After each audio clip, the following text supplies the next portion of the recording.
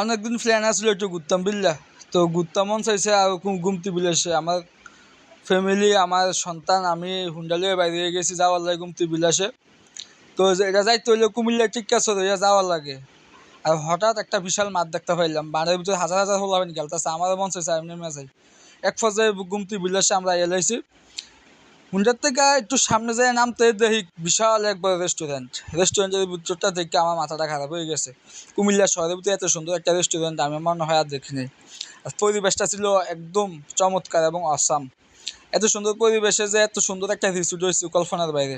আপনারা ইয়া ঘুরে যেতে ধরেন কুমিল্লা আসে গুমতি বিলাসে। তো অনেকক্ষণ ঘুরাঘুরি করে সেটা কোথাও বসার কোথাও জায়গা পাচ্ছিলাম না। এক পর্যায়ে দুইটারে তুলে দিয়া আমরা বইয়া লাইছি। হাজার হাজার মানুষ এখানে বিনোদনের জন্য আইয়ে, আমরাও আইলাম।